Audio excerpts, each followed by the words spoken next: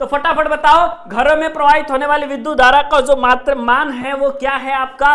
तो आप में से मैक्सिमम लोग कहोगे कि सर जी 5 एम्पियर की करंट प्रवाहित होती है। ठीक है, जो घरों में आपकी करंट प्रवाहित होती है वो आपकी कितनी प्रवाहित होती है सर, 5 एम्पियर की करंट प्रवाहित होती है। और आमीटर को किसमें मेजर करते हैं, आमीटर से आप क्या मेजर करते हैं, तो यही विद्युत धारा बेटा आप मेजर करते हैं। ठीक है, 5 एम्पियर की करंट है बेटा वो जनरली आपके घरों में प्रवाहित होती है। Correct, clear, yes sir. अब आगे बढ़ते हैं बेटा डीसी का ग्राफ। अगर आप डीसी के ग्राफ के बारे में देखोगे बेटा तो इस तरीके से आपका जो ग्राफ होता है ये आपका डीसी का ग्राफ होता है। ठीक है, अमोनिया गैस कैसी होती है भाई, फटाफट बता दीजिए। रंगीन, भारी पानी में अघुलनशील तथा रंगहीन। जल्दी से कमेंट में बताओ भाई फटाफट, अमोनिया गैस कैसी होती है।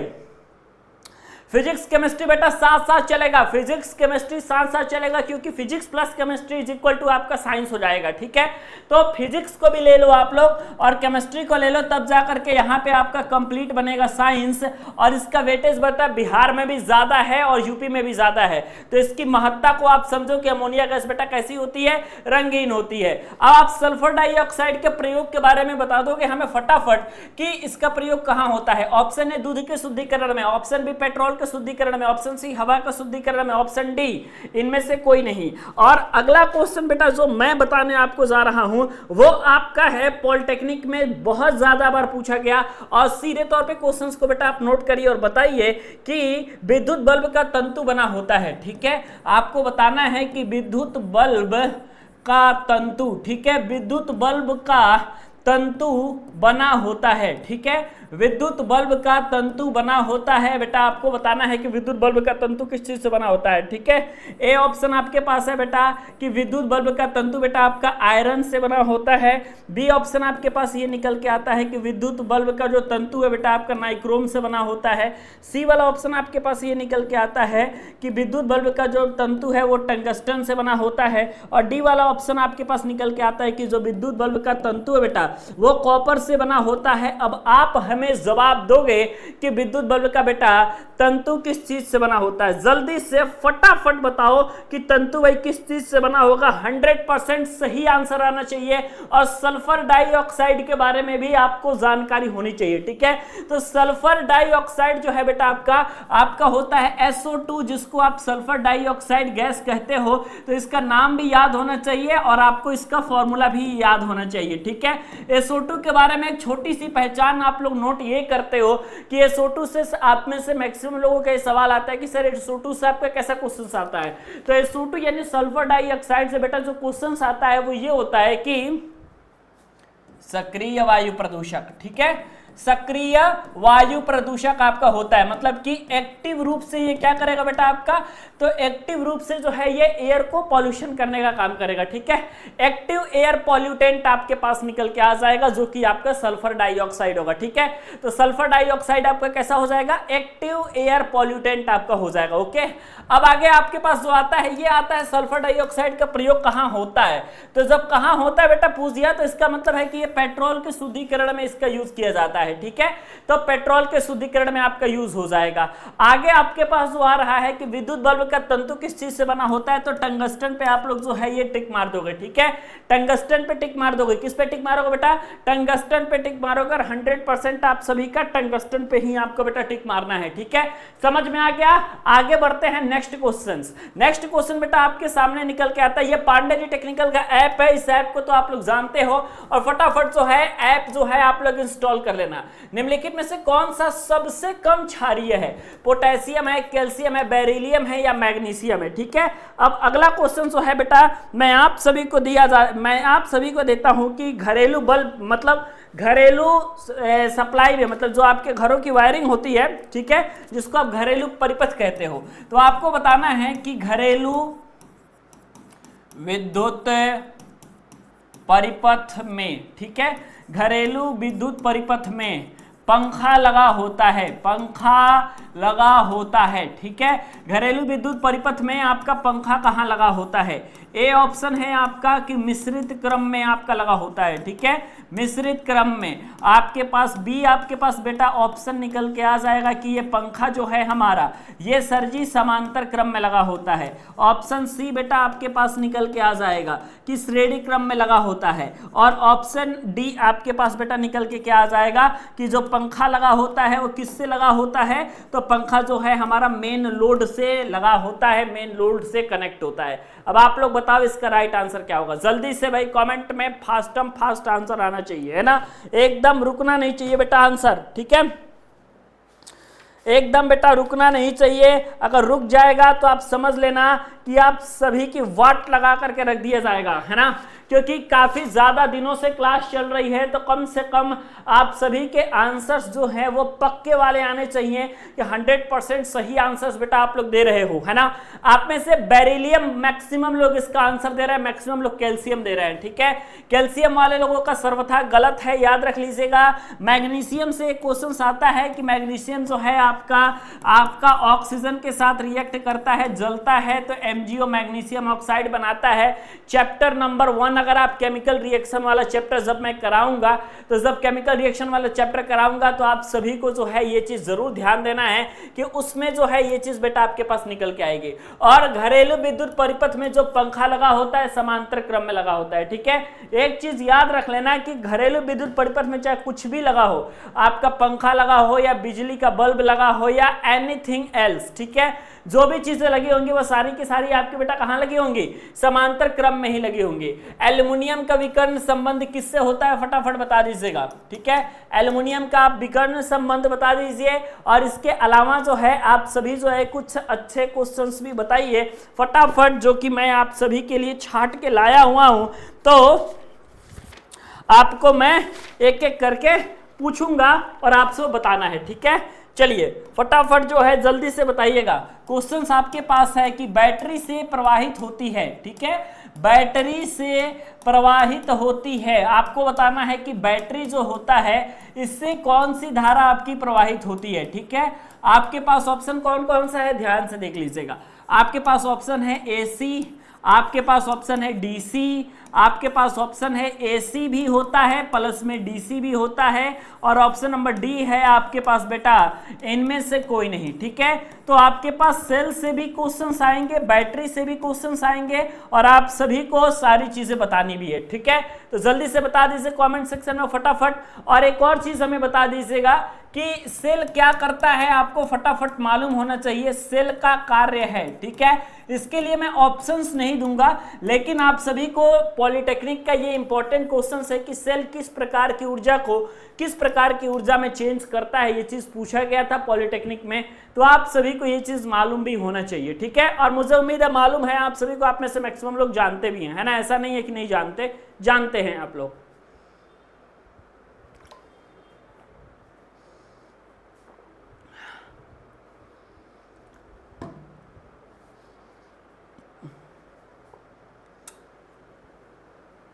क्या होगा भाई, जानते हो तो बैटरी से जो प्रवाहित होती है ना बेटा, जो बैटरी से प्रवाहित होती है, तो बैटरी से हमेशा जो है बेटा आपकी डीसी करंट प्रवाहित होती है, ठीक है। बैटरी से हमेशा बेटा क्या होती है, आपकी डीसी करंट प्रवाहित होती है।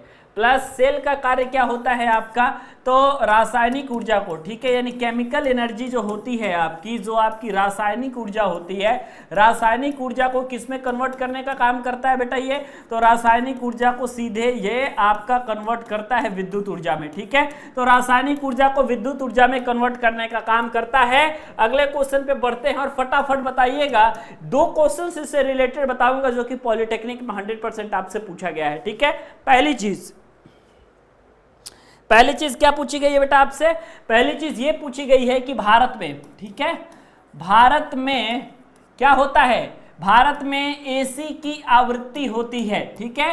हर जगह बेटा एसी की आवृत्ति अलग अलग होती है, तो आपको बस बताना है कि भारत में एसी की आवृत्ति कितनी होती है, ठीक है। आपके पास राइट आंसर क्या हो जाएगा, जल्दी से बताना। ऑप्शन ए है आपके पास 50 हर्ट्ज होती है भाई, ऑप्शन बी आपके पास 60 हर्ट्ज होती है, आपके पास ऑप्शन है आपके पास 0 हर्ट्ज होती है, और आपके पास ऑप्शन है बेटा 10 हर्ट्ज होती है, ठीक है। और फ्रीक्वेंसी और टाइम पीरियड से क्वेश्चंस भी पूछे जाते हैं, कई बार पूछा जाता है कि फ्रीक्वेंसी से और टाइम पीरियड में क्या रिलेशन होता है, आप बता दीजिए, ठीक है। तो फ्रीक्वेंसी और टाइम पीरियड वाला क्वेश्चन जो है ये फॉर्मूले पे लगता है, सूत्र पे लगता है, तो सूत्र आप सभी का याद रहेगा तो काम आपका बन जाएगा और 100% आप लगा लोगे सवाल, ठीक है। तो ये मत कहना कि भाई पढ़ाया नहीं गया, ये सिलेबस में है ऑलरेडी आपके, ठीक है। और जो चीजें आप सभी का पॉलिटेक्निक में पूछा जाता है ना, वही चीजें जो है आपकी सिलेबस में रहती हैं, ठीक है। ऐसा नहीं है कि कोई लोग जो है ये कह देंगे गलती से कि भैया पॉलिटेक्निक के सिलेबस में तो था ही नहीं और ये पूछा गया, ऐसा कभी नहीं होता है, ठीक है।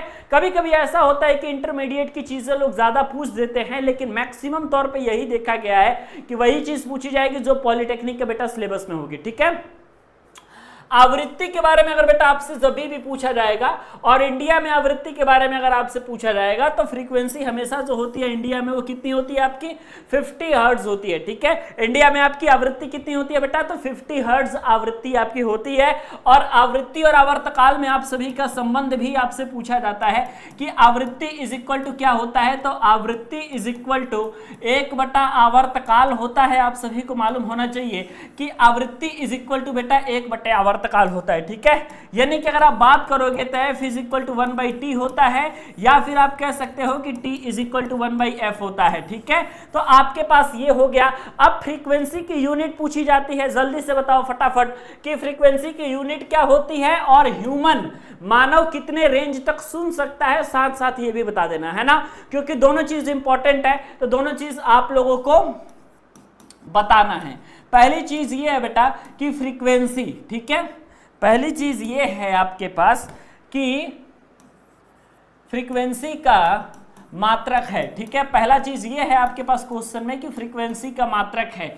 ऑप्शन नंबर ए है आपके पास हर्ज, ऑप्शन नंबर बी है आपके पास T inverse, option number C है आपके पास सेकंड इनवर्स, है ना, और ऑप्शन नंबर डी है बेटा आपके पास की हर्ज इनवर्स सेकंड इनवर्स, ठीक है। ये बता दो और इतना हमें ये बता दो, इतना चीज हमें बता दो कि जो मानव होता है, ठीक है, मानव के पास जो ऑडिएबल रेंज है, मानव कितनी आवृत्ति तक की ध्वनि को सुन सकता है, ये तो एक लिमिटेड है ना भाई। और ये चीज तो पॉलिटेक्निक में पूछा गया है, तो जो चीज पॉलिटेक्निक में पूछा गया है आपकी जिम्मेदारी है कि आप उस चीज को बनाओ, उस चीज को सही बनाओ, ठीक है। तो बताओ आप लोग फटाफट कि मानव कितनी आवृत्ति तक की ध्वनियों को सुन सकता है, ठीक है।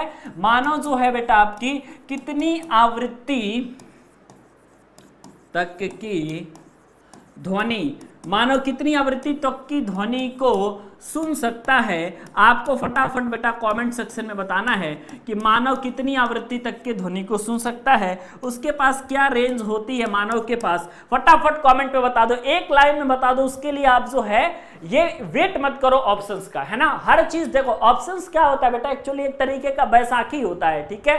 तो बैसाखी के सहारे चलना छोड़ दो, क्योंकि आप लोग जो है अभी यंग हो और यंग पीपल जितने हैं वो सारे के सारे बैसाखी के सहारे ना चले।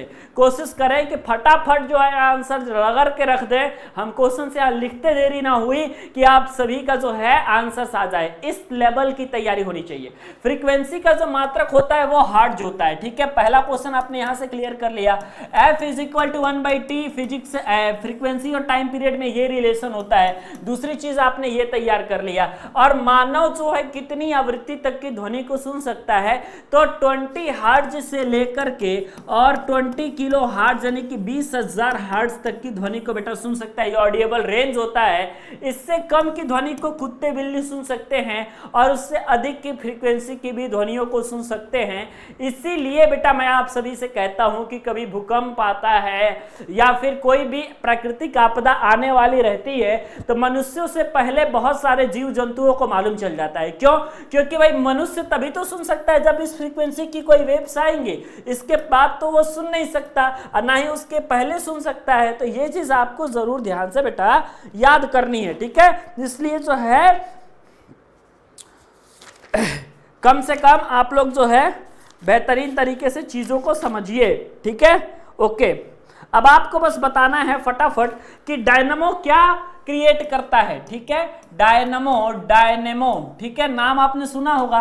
डायनेमो उत्पन्न करता है, ठीक है। डायनेमो उत्पन्न करता है, आपको बताना है कि डायनामो क्या उत्पन्न करता है। ठीक है, आपके पास राइट आंसर बेटा आ जाएगा अपने आप, और मुझे उम्मीद है सारे बच्चे देंगे। ठीक है, सिर्फ लड़कियां ही नहीं देंगी, लड़के भी बेहतरीन तरीके से देंगे और सबका फॉर्मूला भी जानेंगे। ठीक है, ब्लैक बोर्ड पे मैं जितनी चीजें लिख रहा हूं, है ना, वो सारे का मतलब आप सभी को मालूम होना चाहिए, तो इतनी चीजों को आप जरूर भी याद रख लीजिएगा। ठीक है, आपके पास है बेटा इलेक्ट्रॉन, और आपके पास है बेटा option number D magnetic field. ठीक है, आपके पास क्या है ऑप्शन में बेटा, मैग्नेटिक फील्ड। अब आप बताओ हमें कि राइट आंसर क्या हो जाएगा। ठीक है, डायनामो क्या उत्पन्न करेगा, जल्दी से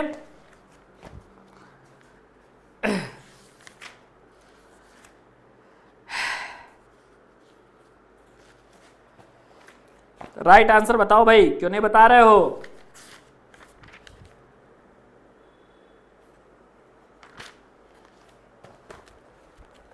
फटाफट फटाफट फटाफट, है ना। कल से आप सभी का, कल से नहीं मतलब कल तो मान लो कि मैं बिजी ही रहूंगा, है ना, लेकिन परसों से सुबह शाम दोनों समय अंगारे बरसेंगे, है ना। आप कहोगे तो सुबह 2 घंटा, शाम को 2 घंटा, 4 घंटा पर्याप्त है बेटा मॉडल पेपर। ठीक है, नैना कुमारी न्यू स्टूडेंट है, जितने बेटा न्यू स्टूडेंट है ना आप लोग सब लोग चैनल को सब्सक्राइब कर लो, बेल आइकन को प्रेस कर लो, ताकि लेटेस्ट वीडियो की जानकारी आप सभी को मिलती रहे। ठीक है, कितने लोग सुबह में पढ़ने के लिए तैयार है, एक बार हैंड्स अप कर ले कि हम लोग जो है सुबह में सर क्लास चलाएंगे तो हम पढ़ने के लिए तैयार हैं। जितने लोग तैयार हैं बता दें, मैं आप सभी के मैथ और केमिस्ट्री और फिजिक्स की जिम्मेदारी लेकर के रिवीजन करवा दूंगा एग्जाम तक। और कितने लोग इस बात के लिए भी तैयार हैं कि सर काउंसलिंग में मदद करके हमें सरकारी कॉलेज दिलवा दीजिए, ये भी बता दीजिए, और बेहतरीन तरीके से जो है मजा आएगा, है ना। मॉर्निंग में टाइम क्या होगा मैं आप सभी को वीडियो बनाकर बता दूंगा। डायनामो आपको क्या क्रिएट करता है बेटा, विद्युत बल क्रिएट करता है, ये चीज आपको याद रखनी है। ठीक है, अगला क्वेश्चन बेटा आ रहा है केमिस्ट्री का महाभयानक प्रश्न। महाभयानक नहीं है तो सरल, लेकिन कहने का मतलब है कि पेपर में बार बार पूछा जाता है। ठीक है, तो ये चीज याद रखना है। आप लोग अपने तरफ से एक टाइम बता दीजिए किस टाइम पे आप लोग फ्री हैं, है ना, तब मैं उस हिसाब से अपना टाइम आप सभी को बता देता हूं सेट करके। ठीक है, लेकिन जो भी होगा बेटा आपका 8:30 के पहले ही खत्म हो जाएगा, है ना। ऐसा नहीं कि मैं 9 बजे 10 बजे नहीं पढ़ा पाऊंगा, मैं स्पष्ट बता रहा हूं। सुबह में 5 बजे से मैं पढ़ा सकता हूं और 8:30 तक आपकी क्लास खत्म हो जाएगी, बीच में आपकी मर्जी, आप जब बता दे। ठीक है, अब 10 बजे 11 बजे वाला काम नहीं बेटा, मेरा ऑफिस भी रहता है। ठीक है, ये चीज याद रखनी है। ओके, उदासीनीकरण, है ना, उदासीनीकरण में प्राप्त होता है, उदासीनीकरण में प्राप्त होता है ऐसा रिएक्शन जिसका नाम उदासीनीकरण अभिक्रिया होती है, उसमें क्या प्राप्त होता है। ऑप्शन ए है आपके पास बेटा जल, ऑप्शन बी है आपके पास बेटा नमक, या फिर आप लवण कह सकते हो। सी आपके पास है बेटा कि जल प्लस में लवण, और आपके पास ऑप्शन में डी है कि आपके पास जो प्राप्त होता है सर जी, वो प्राप्त होता है बेटा आपका प्रबल क्षार। ठीक है, जल्दी से बता दो। और उदासीनीकरण अभिक्रिया से प्राप्त जो मेन पदार्थ होता है उसका पीएच कितना होता है ये भी बता देना बेटा फटाफट। और पीएच का हो सके तो अगर आपको मालूम हो तो सूत्र भी बता देना, नहीं भी बताओगे तो कोई बात नहीं, लेकिन कम से कम हमें इतना बता दो कि पीएच का सूत्र किसको मालूम है। देखो मैं इसलिए पीएच का सूत्र पूछ रहा हूं और कोई रीजन नहीं है, इसके पीछे का बैकग्राउंड में समझो रीजन क्या है, मैं क्यों पीएच का मतलब पूछ रहा हूं आपसे।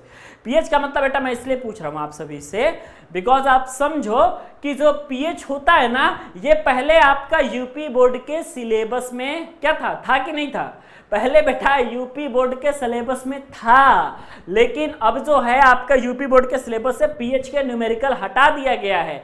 और जब पीएच का न्यूमेरिकल हटा दिया गया है बेटा यूपी बोर्ड के सिलेबस से, तो अब जो है आप सभी का सिर्फ पॉलिटेक्निक के सिलेबस में है। अब पॉलिटेक्निक वाले कहते हैं सर जी हम तो पढ़े ही नहीं है, लेकिन भैया कहां से पढ़ेंगे जब बोर्ड में नहीं था, तो वो बोर्ड का सिलेबस है ना, ये तैयारी का सिलेबस है। This is totally different things. ठीक है, तो उदासीनीकरण में आप सभी का बेटा जो प्राप्त होगा वो प्राप्त होगा जल तथा लवण। ठीक है, उदासीनीकरण अभिक्रिया में लिख देता हूं, उदासीनीकरण अभिक्रिया ये होती है, पहले आप समझो कि जब आपकी प्रबल अम्ल, ठीक है, जब आप लोगों के प्रबल क्षार के साथ अभिक्रिया करती है है तो आपके पास जो है एक तो बनता है बेटा ये सॉल्ट, और सॉल्ट के साथ साथ आपके पास वाटर भी बनता है। तो NaCl सॉल्ट बन गया और उसके बाद आपके पास H2O वाटर बन गया। तो आपके पास जो मेन प्रोडक्ट निकला वो तो दोनों निकला कि जल भी आपका निकल गया और लवण भी निकल गया। अच्छा, अगर आप pH के बारे में सूत्र पे बात करोगे तो pH is equal to minus log base में 10 और उसके बाद आपके पास H+ आयन का कॉन्सेंट्रेशन हो जाएगा।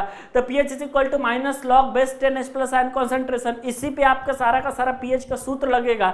अगर इस पर आप सभी का प्रैक्टिस नहीं हुआ हो तो आप कहोगे तो अब मैं जो सुबह में पढ़ाऊंगा उसको वेरी इंपॉर्टेंट कर दूंगा, ठीक है।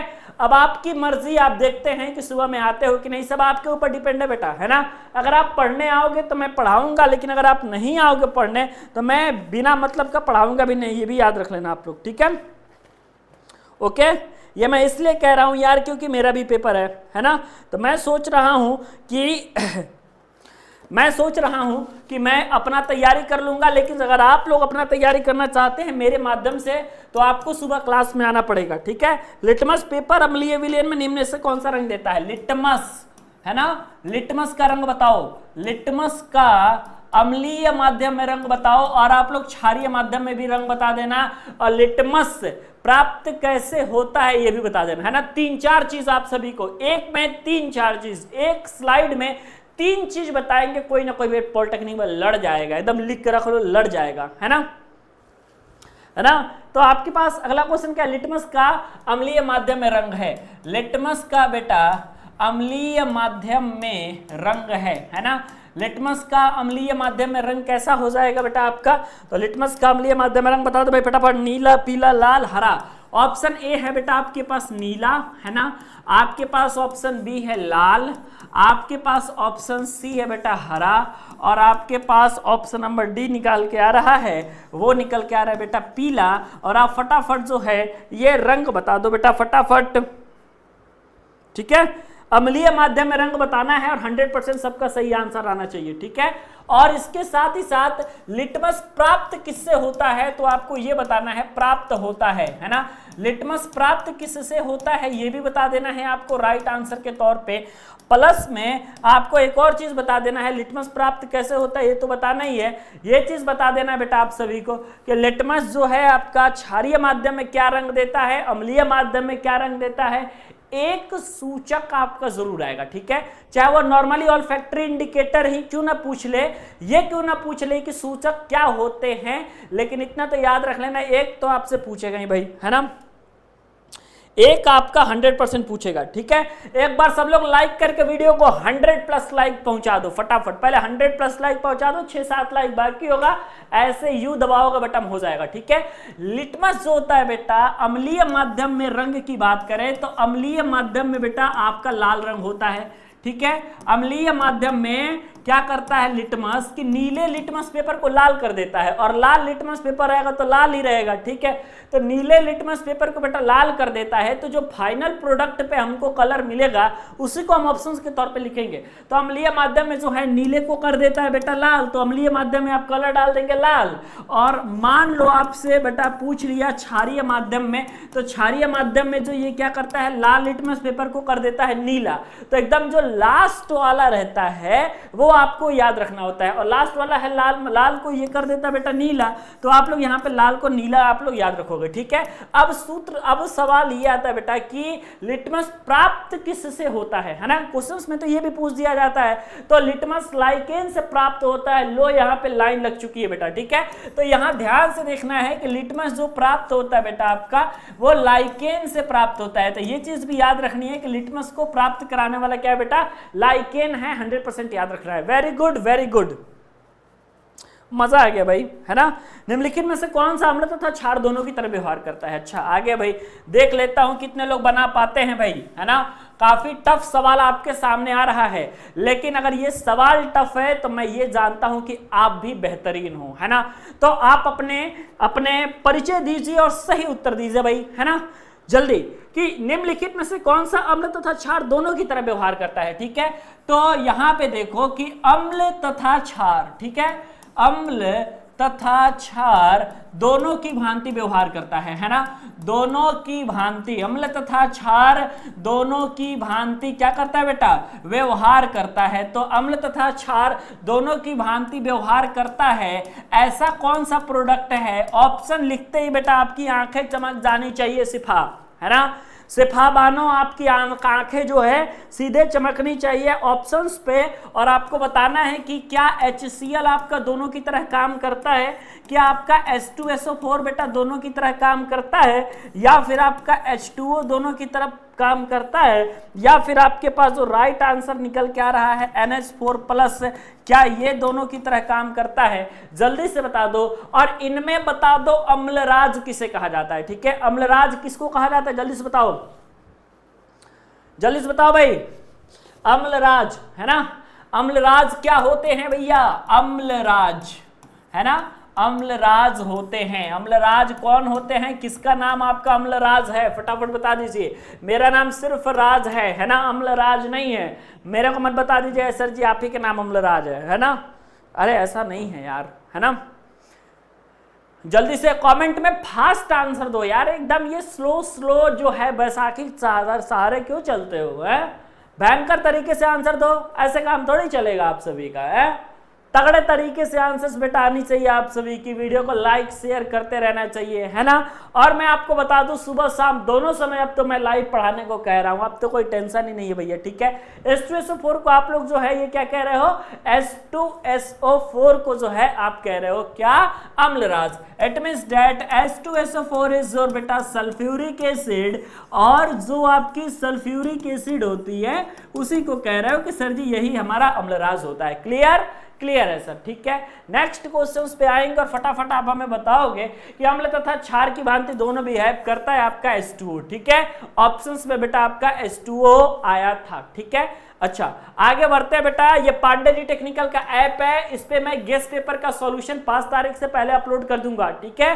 तो आप सभी जो है Pandey ji technical app download कर लेना। आप लोग कहते हो ना कि गेस्ट पेपर जो आप बनाए हैं उसका सॉल्यूशन कहां मिलेगा, इसी ऐप पर मिलेगा पांडे जी टेक्निकल पे, ठीक है। आगे बढ़ते हैं बेटा फटाफट, 100% फ्री क्वेश्चन बेहतरीन वाला। कपड़ों पर स्याही का धब्बा हटाने का किसका प्रयोग किया जाता है? आ गया क्वेश्चन। आप लोग जब छोटे होंगे ना, है ना, तो आप लोग जब पेन से लिखते होंगे तो काफी सारी स्याही जो है आपके शर्ट पे लग जाती होगी, है ना। तो आप बताओ कि जो स्याही है बेटा आप सभी का, है ना, आपको बताना है कि स्याही का धब्बा हटाने के लिए किसका प्रयोग किया जाता है, ठीक है।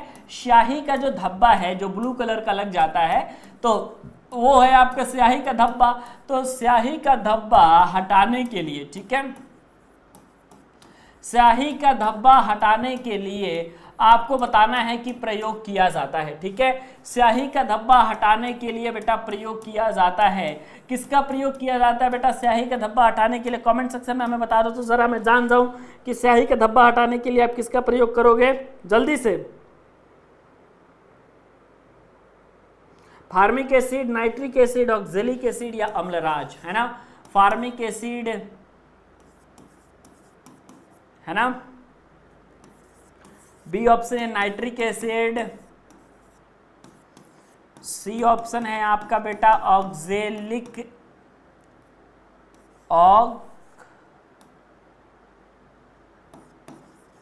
ऑक्जेलिक एसिड, और ऑप्शन नंबर डी बेटा आपके पास है अम्लराज अर्थात H2SO4, ठीक है। किसका यूज करके आप हटा सकते हो फटाफट कमेंट सेक्शन में बता देना, ठीक है।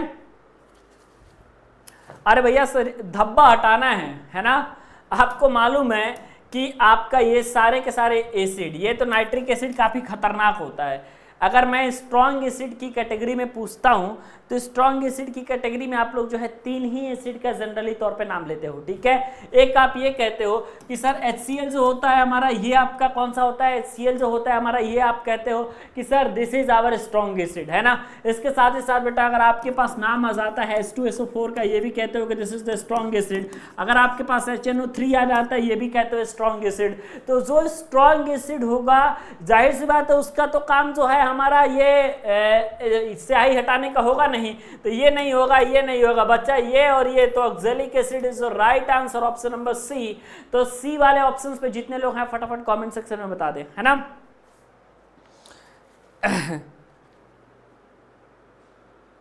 सी पे जितने लोग हैं बेटा वो बता दें, है ना। सी वाले ऑप्शन पे कितने लोग हैं बता दें, ठीक है। अगर ये सी वाला ऑप्शन जो है ये ऑक्जेलिक एसिड है, ये चीज आपको याद रखनी है, ठीक है। अगला क्वेश्चन है बेटा, सिरका किसके द्वारा बनाया जाता है, ये तो मुझे उम्मीद है बता दोगे आप लोग, ठीक है। ठीक है,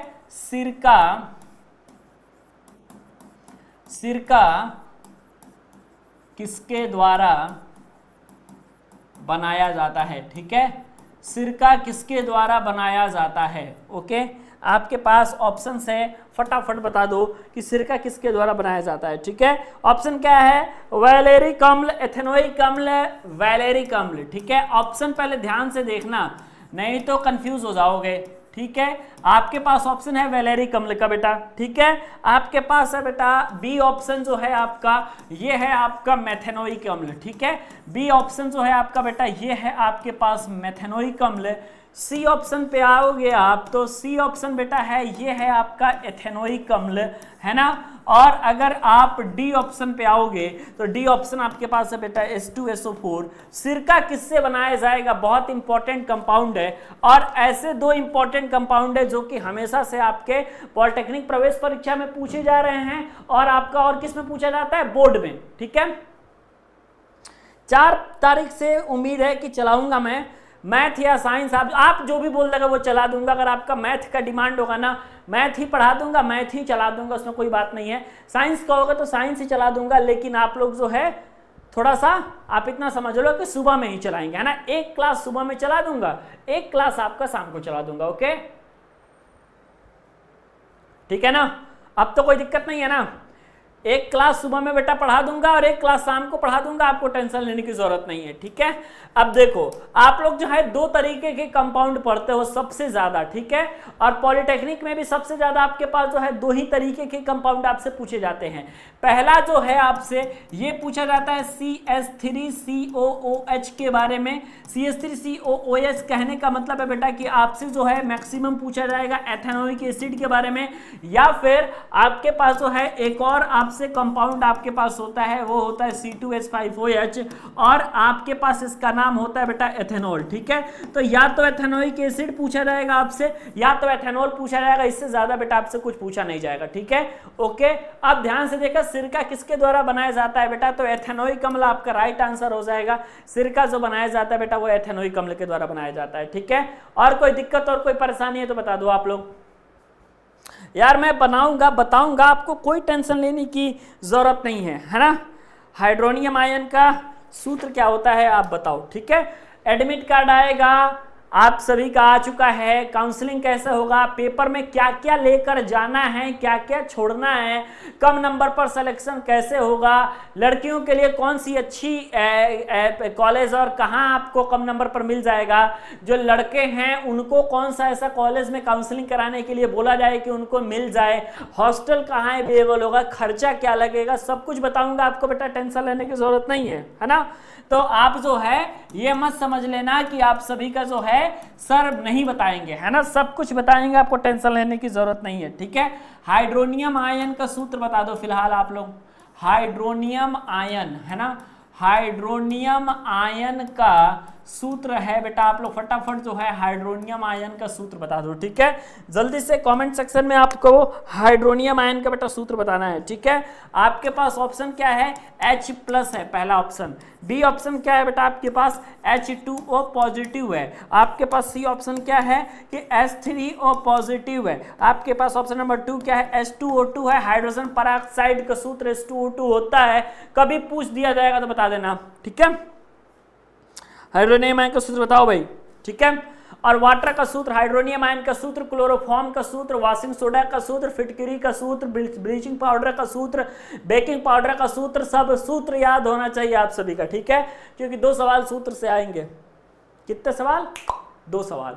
अब चाहे कुछ भी पूछ सकता है ना भाई। तो कुछ भी पूछ सकता है। तो आप सभी को ये चीज याद रखना है कि एटलीस्ट जो है आपके 2 क्वेश्चंस बेटा आने वाले हैं और वो आने वाले हैं बेटा आपके सूत्र से, ठीक है। तो 100% आप सभी को सूत्र जो है आपका तैयार होना चाहिए। हाइड्रोनियम आयन का वैसे सूत्र आप क्या बता रहे हो, ये H+ है बेटा, ये हाइड्रोजन आयन है, हाइड्रोनियम नहीं है। This is the hydrogen ion. अगर आपसे पूछ दिया जाएगा हाइड्रोजन आयन का सूत्र क्या है, देन आप लोग जो है हाइड्रोजन आयन पे H+ आयन पे आप लोग जो है क्लिक करोगे, ठीक है। और अगर मान लो आपसे हाइड्रोनियम पूछ लिया गया, H3O positive is your hydronium ion का सूत्र, ठीक है। तो H3O पॉजिटिव आप सभी को याद रखना है कि यही आपका बेटा क्या होगा, हाइड्रोनियम आयन का बेटा सूत्र होगा, ओके। ये चीज याद रखना है। H2O2 क्या है आपका, हाइड्रोजन पेरोक्साइड है, ये चीज भी आप सभी को मालूम है, ठीक है। तो जो चीजें इंपॉर्टेंट है, जो चीजें जरूरी है, आप लोग जो है उसको जरूर देख लो कि क्या चीज आपसे पूछा जा रहा है, क्या चीज आपसे नहीं पूछा जा रहा है, ठीक है। अगला सपोनिफिकेशन एक प्रक्रिया है, फटाफट बताओ सपोनिफिकेशन किस चीज की प्रक्रिया है ना। साबुन बनाने की, जैम बनाने की, डिटर्जेंट बनाने की, या इनमें से कोई नहीं, ठीक है। और आपके पास अगर आपसे पूछ देगा कि बहुलीकरण प्रक्रिया है, ठीक है, बहुलीकरण प्रक्रिया है आपका, किस चीज की बहुलीकरण प्रक्रिया है आप सभी को बताना है। ए ऑप्शन है बेटा आपकी नमक बनाने की, है ना, नमक बनाने की, ठीक है। आपके पास बी ऑप्शन बेटा हो जाएगा प्लास्टिक बनाने की, ठीक है, प्लास्टिक बनाने की, प्लास्टिक बनाने की। आपके पास सी ऑप्शन बेटा हो जाएगा पॉलीथीन बनाने की, यानी कि आप लोग जो है इससे क्या बनाते हो, पॉलीथीन बनाते हो। या ऑप्शन नंबर डी बेटा आपके पास निकल के आ जाएगा बेंजीन, बेंजीन बनाने की। क्या राइट आंसर हो जाएगा, फटाफट बताओ। बहुलीकरण, ठीक है, बहुलीकरण को क्या कहते हैं ये भी बता देना। मुझे पता था लेकिन जो है इंग्लिश में क्या कहते हैं कभी कभी दिमाग पर चढ़ता नहीं है ना।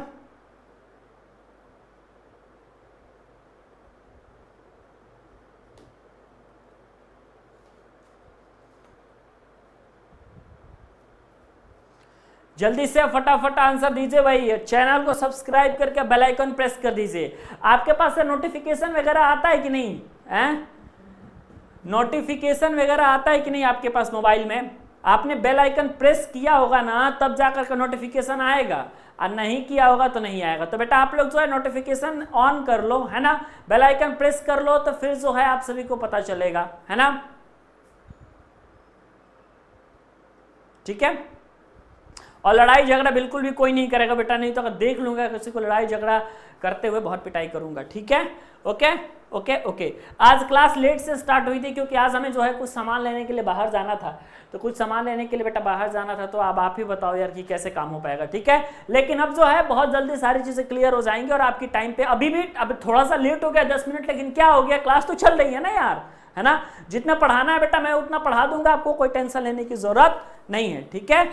Okay okay. सपोनिफिकेशन किस चीज की प्रक्रिया होती है बेटा, तो साबुन बनाने की प्रक्रिया होती है। सोप मैन्युफैक्चरिंग की जो प्रक्रिया होती है बेटा, इसे आप सपोनीकरण कहते हो, जिसको जो है इंग्लिश में आप जो है इसको आप सपोनिफिकेशन के नाम से जानते हो, ठीक है। ये आपके पास बेटा राइट आंसर होता है। अगले क्वेश्चन पे आओगे, बहुलीकरण जो प्रक्रिया होती है, जो आपका बहुलीकरण प्रक्रिया होता है बेटा, ये जो प्रक्रिया होती है बेटा ये होती है पॉलीथीन बनाने की, है ना। तो ये आपकी बेटा पॉलीथीन बनाने की प्रक्रिया होती है, 100% आप याद रखिएगा। ओके, क्लियर, क्लियर हो गए। अच्छा, अगर आपके पास नेक्स्ट क्वेश्चन मान लो पूछ लिया जाए कि नमक किससे बनता है, तो नमक जो है आप लोगों का न्यूट्रलाइजेशन रिएक्शन से भी बन सकता है।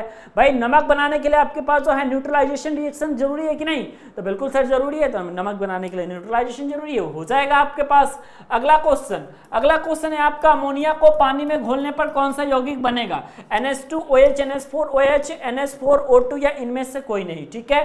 अगला क्वेश्चन है, ठीक है, अगला क्वेश्चन है बेटा आपके पास कि नाइट्रोजन हाइड्रोजन के साथ, ठीक है, नाइट्रोजन जो है बेटा आपके H2 के साथ अभिक्रिया करती है तो बनता है, H2 के साथ अभिक्रिया करती है, ठीक है। अगर आपके पास अभिक्रिया करती है तो बनता क्या है आपके पास ऑप्शन है NH4OH, ऑप्शन नंबर बी है आपके पास NH2 पे पॉजिटिव, ऑप्शन नंबर सी है बेटा आपके पास NH3, और ऑप्शन नंबर डी है बेटा आपके पास CH-Cl3, ठीक है। CH-Cl3 का नाम बता दो, पॉलिटेक्निक में पूछा गया है भाई, है ना।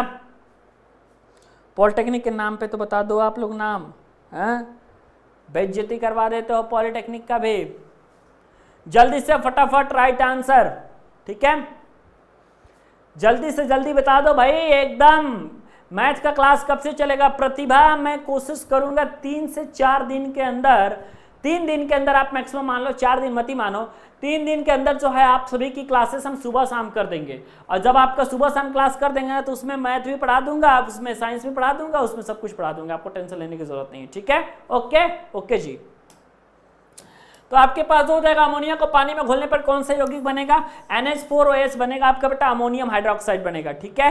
NH4OH आपका बनेगा, यानी कि NH3, यहां से आपने लिया NH3 यानी कि अमोनिया, और यही NH3 बेटा अगर आपके पास रिएक्शन कर लिया H2O के साथ, सीधे तौर पे जो कंपाउंड आपके पास बनेगा वो बनेगा आपके पास NH4OH अमोनियम हाइड्रोक्साइड। ओके, आगे आपके पास बेटा नाइट्रोजन हाइड्रोजन के साथ अभिक्रिया करती है, क्या बनता है? अमोनिया बनता है, और एक विशेष परिस्थिति में बनता है, और उस विशेष परिस्थिति का नाम है आपका कि N2 प्लस में 3H2 रिजल्टिंग आपके पास 2 मॉलिक्यूल NH3 का, लेकिन इसके लिए आयरन कैटालिस्ट के तौर पे यूज करना पड़ेगा, मॉलिब्डेनम के लिए एज ए प्रमोटर यूज करना पड़ेगा, तभी काम बनेगा, अन्यथा आपका काम नहीं बनेगा। आगे बढ़ते हैं। फलों को पकाने के लिए यूज किया जाता है मेथेन, एथेन, प्रोपेन या एथिलीन, ठीक है?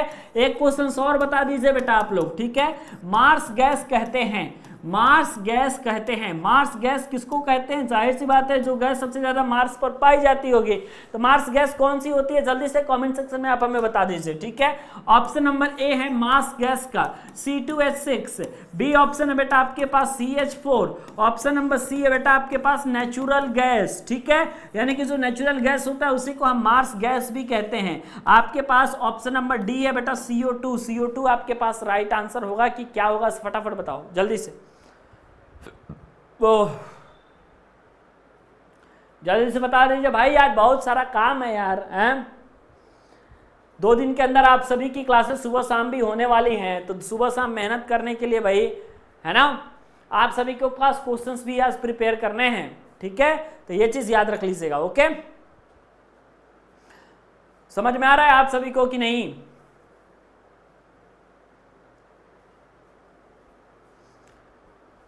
हाँ, मार्स गैस को आप लोग मीथेन को मार्स गैस कहते हैं, वेरी गुड। मार्स गैस जो होता है बेटा वो क्या होता है? CH4 यानी मेथेन को आप लोग मार्स गैस कहते हो, ठीक है? मेथेन आपका एल्केन ग्रुप का सदस्य होता है, तो मेथेन आपका हो जाएगा बेटा मार्स गैस हो जाएगा। अब फलों को पकाने के लिए, यानी अभी अब आपका कच्चा फल का सीजन चल रहा है, ठीक है? सीजन किसका चल रहा है सर? कच्चा फल का सीजन चल रहा है, लेकिन अभी आप देख रहे होंगे कि किसी एक विशेष पदार्थ के उपयोग के कारण सभी कच्चे फलों को बेटा पका दिया जा रहा है, ठीक है? तो आप बता दो कि कच्चे फलों को पकाने के लिए यूज किसका किया जा रहा है अब, ठीक है? तो यूज जो है आपका वो हो जा रहा है बेटा एथिलीन का, 100% लिख लेना। ओके, पंकज कुमार कह रहे हैं सर आप किसी का नाम नहीं ले रहे हो। यार आप लोग ऑप्शन दो, मैं आप सभी का नाम लूंगा, लेकिन कॉलेज मिल जाए तो, है ना? क्यों भाई? आप कहोगे तो वैसे भी मैं आप सभी का नाम ले लूंगा, लेकिन आप सभी को यह पता होना चाहिए कि भाई कम से कम सर से पढ़ना है तो पढ़ाई पे फोकस करना है, और क्लास पे फोकस रखिए। मैं आपको गारंटी कह रहा हूं सरकारी कॉलेज बेटा आपको मिलेगा, ठीक है? और सरकारी कॉलेज मिल जाएगा, मैं आप सभी का नाम यहां लिख दूंगा, ठीक है? तो सरकारी कॉलेज आप सभी के लिए जरूरी है। इस समय की सबसे बड़ी जरूरत बेटा अगर मैं किसी चीज को बताऊं तो वो आपका सरकारी कॉलेज ही है, ठीक है? कौन सी अदिश राशि है आपको फटाफट बताना है। बल, चाल, विस्थापन तथा आयतन, अदिश राशि कौन सी है फटाफट आपको बताना है, ठीक है? और आप लोग बस इतना बताओ कि सदिश राशि, ठीक है? आपको बस बताना है कि आपसे क्वेश्चन 2 चीजें पूछी जाएंगी, एक तो सदिश से पूछी जाएगी या फिर आपका अदिश से पूछा जाएगा। कितना क्वेश्चन आएगा सर सदिश अदिश से? तो सदिश अदिश से आपका जो है सिर्फ एक क्वेश्चन आएगा, ठीक है? एक क्वेश्चन यूपी में भी आएगा, एक क्वेश्चन बेटा बिहार में भी आएगा, है ना? अब आपकी जिम्मेदारी है कि एक क्वेश्चन को आप कैसे लेते हो। अगर आप एक क्वेश्चन को बेटा सीरियसली लोगे ना तो आपको इतना मालूम चलेगा कि एक क्वेश्चन को सीरियसली लोगे, दैट्स मीन्स ये कि अगर आप यूपी के हो तो 4 नंबर आपके पॉकेट में जाएंगे, और अगर आप बिहार के हो तो आपके पास 5 नंबर आपके पॉकेट में जाएंगे। लेकिन सदिश और अदिश के क्वेश्चन जो है वो डेफिनेशन बेसिस पे नहीं पूछेगा, वो जो है बेटा सीधे तौर पे आपसे ये पूछेगा कि इसका एग्जाम्पल के बेसिस पे डायरेक्टली पूछेगा, ठीक है? निम्न में से कौन सी अदिश राशि है? बल, चाल, विस्थापन तथा आयतन, जल्दी बताओ। आयतन, वेरी गुड, है ना। तो सदिश सदिश जो है वह अपना देख लीजिएगा। दो सदिशों का परिमाणीय अधिकतम होगा जब उनके बीच का कोण कितना होता है, जल्दी से बताओ फटाफट। R इज इक्वल टू आपके पास सूत्र जो है निकल के आता है a स्क्वायर प्लस में b स्क्वायर प्लस में 2ab cos थीटा, है ना, यही होता है ना। ओके फटाफट बताओ यही होता है कि नहीं आपका। ये नेचर जट्टे कमेंट करना बंद करिए बेटा, नहीं तो बहुत पिटाई कर दूंगा अभी यहीं से, है ना। किसी के ऊपर अगर कुछ भी कमेंट कर दिए ना नेचर जट्टी तो आपको बता देंगे, आपको पीटेंगे बहुत, अब ब्लॉक भी करेंगे, ये भी याद रख लीजिएगा। तो इसलिए आप लोग ये मत समझिए कि ब्लॉक इसमें से कोई नहीं हो सकता है। बदतमीजी या किसी से अगर कोई भी ऐसी कुछ टिप्पणियां अगर मुझे नजर आई बेटा, मैं सीधे तौर पे बाहर करता हूँ, ये भी मैं बता देता हूँ। पिछले कई सारे स्टूडेंट्स को बाहर कर चुका हूँ और आप सभी कहोगे तो मैं लिस्ट साझा कर दूंगा आप सभी के सामने। समझ में आ रहा है कि नहीं बेटा? तो ये चीज याद रहनी चाहिए आप सभी को, ठीक है। क्वेश्चंस करिए मस्त तरीके से। अगला क्वेश्चन, यार मैं अगला क्वेश्चन क्या देने वाला था, आप सभी हमें जो है सबसे ज़्यादा भुला देते हैं सारी चीज़ें।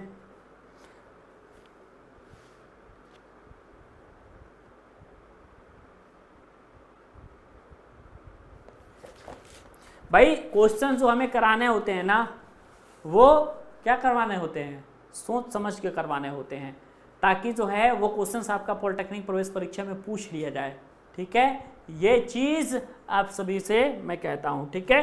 नहीं तो यार क्वेश्चंस तो इतने सारे हैं कि मेरे को खोजने की ज़रूरत ही नहीं होती, ठीक है। लेकिन मैं सोचता हूँ यार कि यार अगर इम्पोर्टेंट करवा दिया जाएगा ना तो आप सभी को कॉलेज मिल जाएगा, ठीक है। परिवर्ती संयोजकता दर्शाते हैं, ये क्वेश्चन भी बहुत ज़्यादा पूछा गया है। अब देखिए ये क्वेश्चन कई तरीके से पूछा गया है। एक साल तो पूछा गया है डायरेक्टली कि परिवर्ती संयोजकता कौन दर्शाते हैं।